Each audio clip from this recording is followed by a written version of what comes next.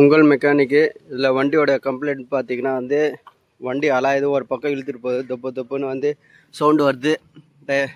Tyre பார்த்ததில் வந்து alignment out. எதனால் அவுட்னா வந்து டயர் வந்து அடிப்படுது பாருங்க, வந்து சொட்டையாச்சு. அந்த அளவுக்கு வந்து சஸ்பென்ஷன் அவுட்டு ஃபுல்லாக பார்த்தீங்கன்னா தெரியும். வந்து இப்போ ஃபுல்லாக புஷ் எல்லாம் கிழிஞ்சு பேத்துக்கிட்டு வெளியே வந்துச்சு. இதனால் என்ன ஆகும்னா ஷேக்கிங் வரும். ஃப்ரண்ட் டு பேக் வந்து மூவ் பண்ணும்போது வந்து உதறும் அந்த மாதிரி. இதுக்காக நம்ம வந்து 2 வீலை வந்து பிரித்து என்னதுன்னு பார்த்துடலாம். வந்து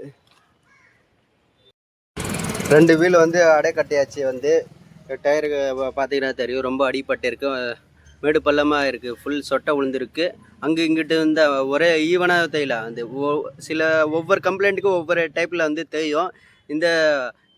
இந்த சஸ்பென்ஷனை பொறுத்த வரைக்கும் மேடு பள்ளமாக தான், அங்கே இங்கிட்டு லெவல் எல்லாமே தேயும். அதுதான் வந்து இப்போ சஸ்பென்ஷன் வேலைக்கு வந்து என்னென்ன கழட்டணும்னு சொல்லிடுறேன். வந்து காற்று பின்னு கழட்டிட்டு இந்த நட்டு வெளியே எடுத்துகிட்டு எண்டு தட்டி வெளியே எடுத்துக்கலாம். அப்படியே கேலிபேர் பார்த்தீங்கன்னா வந்து அந்த 2 போல்டு வரும். கேலிபேருக்கு பிஸ்டன் அழுத்திட்டு 2 போல்டு கழட்டி எடுத்துக்கலாம். இந்த பேடு வந்து போயிருந்தால் இந்த நட்டு வந்து முன்கூடியே வந்து லூஸ் பண்ணி வச்சுக்கிங்க. அப்படியே ஃப்ரண்ட்டு வந்து அப்புக்கு வர 4 போல்டு வரும், 8 சைஸ். அது கழட்டிட்டு சென்ட்ரு நட்டு கழட்டிடலாம். காற்று பின் கழட்டிட்டு அப்படியே அப்பு செட்டு வெளியே வந்துடும். அதோட அதுக்கு அர்த்தம் வந்து பார்த்திங்கன்னா வந்து support rod push, link rod push சொல்லுவாங்க. வந்து இந்த நெட்டு மேலே கழட்டுறதுக்காக கீழே வந்து சப்போர்ட் ஒரு ஸ்பானர் கொடுத்துட்டு மேலே உள்ள நெட்டை கீழே உள்ள நெட்டு கழட்டினீங்கன்னா வெளியே வந்துருமான்னு கேட்டால் அதோ வராது. வந்து ஏன்னா இதே ப்ராசஸ் அங்கேயே வந்து அந்த ராடு கழட்டினாதே ரெண்டுமே வந்து, ஏன்னா ஃபோல்டிங் டைப் 2 பக்கமும் வரும். இந்த பக்கம் தூக்குனா அந்த பக்கமும் கழட்டி இருந்தால் தான் தூக்க முடியும். அப்படியே பார்த்தீங்கன்னா இந்த கிராஸ் பார் குறுக்கில் ஒரு பார் கொடுத்துருப்பான். இந்த சென்ட்ரு 21 சைஸ் நட்டும் இதை கழட்டிக்கின்னா அந்த பக்கமோ கழட்டினா இந்த பக்கமோ அப்படியே கழட்டி கீழே இறக்கிடலாம். அப்படியே இந்த பக்கம் ஜாக்கி இதில் எண்டு கீழே லோயராம் எண்டு கொடுத்துருப்பான்.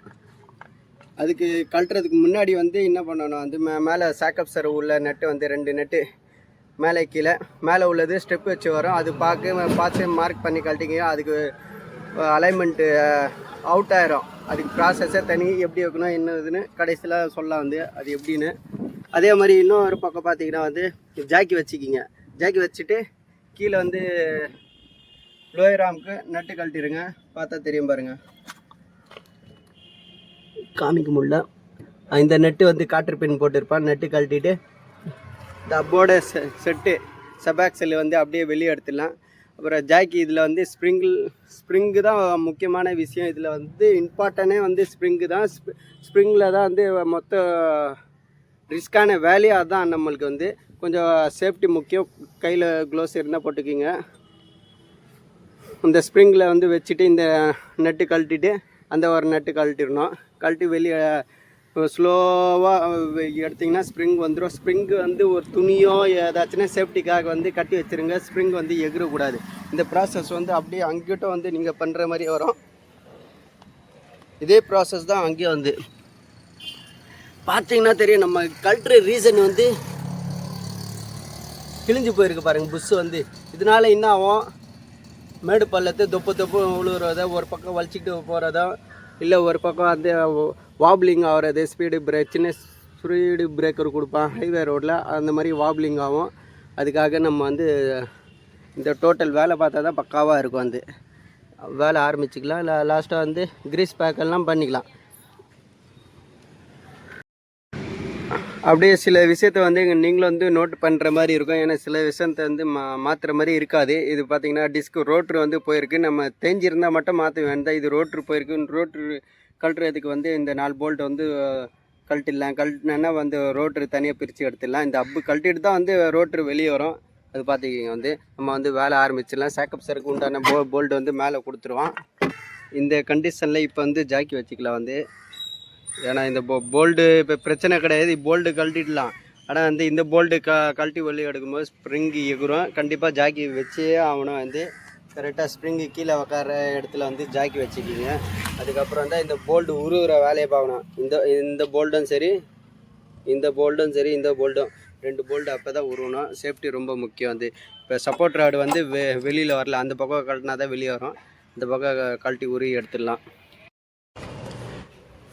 மேலே சாக்கப்ஸருக்கு 3 நட்டு வரும். அது கழட்டிடலாம். கழட்டிட்டு இந்த இதில் காற்று பின் நட்டு வரும். காற்று பின் கழட்டிட்டு நட்டு கழட்டிட்டு இந்த பக்கம் தட்டி வெளியே எடுத்துட வேண்டியது. அப்போ வந்து பொறுமையாக வந்து ஜாக்கி இறக்கிடலாம். அவசரப்படக்கூடாது, ஜம்ப் ஆகும். அதுக்கு தான் சேஃப்டிக்காக தான் கயிறை கட்டியிருக்கேன். வேறு மெத்தடு சேஃப்டிக்காக யூஸ் பண்ணுவேன். இந்த சிம்பிளாக உங்களுக்கு வந்து தெளிவாக காமிக்கிறதுக்காக தான்.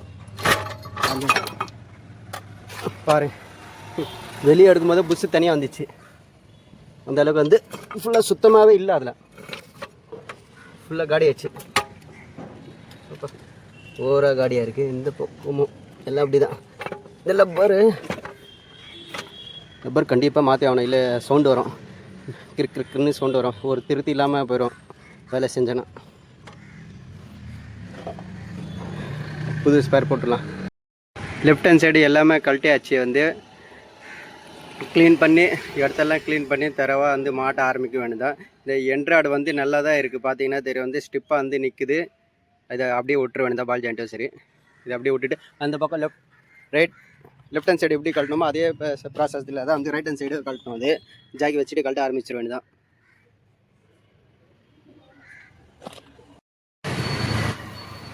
இதில் வந்து ஸ்ப்ரிங் வந்து எடுக்க முடியல. எதனாலன்னா இந்த போல்ட்டு கழட்டினா தான் எடுக்க முடியும். அந்தளவுக்கு வந்து போல்ட் வந்து உள்ளுக்குள்ளே வந்து பெண்டாக இருக்குது. சுற்றிக்கிட்டு தான் இருக்குது, தவிர வெளியே தலை கூட வெளியே வரமாட்டேங்குது. பார்த்தீங்கன்னா அதுக்காக கொஞ்சம் ரிஸ்க் எடுத்து சேஃப்டியோட ஒரு வழியாக வந்து ஸ்ப்ரிங் வந்து லூஸ் விட்டாச்சு.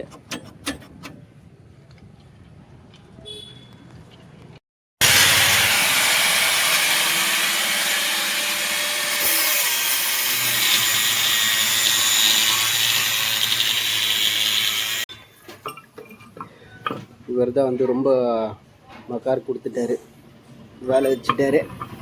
அது வந்து அது பால் ஜாயிண்ட்டு, அது கையோட வந்து புதுசு போட்டுருவாங்க தான்.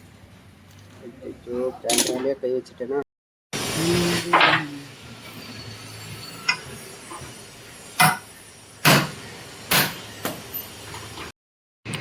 பட்டரில் எடுத்துன்னு வந்து அடித்தாச்சு. பால் ஜாயிண்ட்டும் சரி, வந்து புஷ்ஷும் 2 புஷ்ஷும் அடித்தாச்சு. இப்போ மாட்ட ஆரம்பிச்சிருவேன்னு தான்.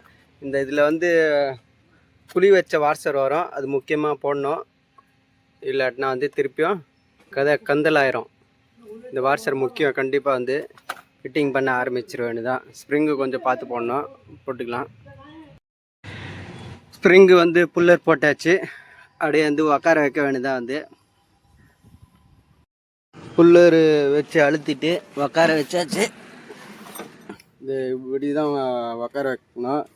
நம்ம வந்து உக்கார வைக்கும் போது வந்து பதிவு போடல. ஏன்னா வந்து நான் தான் ஒரு கேமராமேனும் சரி, வந்து எடிட்டிங்கும் நான் தான், எல்லாமே நான் தான் பண்ணுறேன். அதனால் வந்து கொஞ்சம் பண்ண முடியாமல் போச்சு. ஷாக்கப் சார் எல்லாம் பார்த்திங்கன்னா நல்லா தான் இருக்குது. அது இல்லாமல் லேட்டஸ்ட்டாக இப்போ தான் டிங்கர் வேலை பார்க்கும்போது வந்து மாற்றினது. இப்போ ப்ரெஸ் பண்ணிங்கன்னா வந்து அப்படியே டைட்டாக தான் உள்ள வந்து அப்படியே ரிட்டனும் வந்து ஸ்லோவாக வருது. பிரச்சனை இல்லை. என்ட்ராய்டை வந்து இப்போ தான் மாற்றினது. நல்லா இருக்குது. வண்டியை வந்து முடிச்சாச்சு. அலைன்மெண்ட் பார்க்க அனுப்பிடலாம். வந்து இதில் வந்து கின்பின் டைப்பாக வருது. அதுக்கு உண்டான பதிவு வந்து நம்ம போடுவோம். நீங்கள் கமெண்ட் பண்ணுங்கள். ஏதாச்சும் விஷயத்தை வந்து தெரிஞ்சுக்கணும்னு நினச்சா பண்ணுங்கள். லைக் பண்ணுங்கள், சப்ஸ்கிரைப் பண்ணுங்கள். அப்போ தான் வந்து உங்களுக்கு வந்து நோட்டிஃபிகேஷன் வந்து வரும்.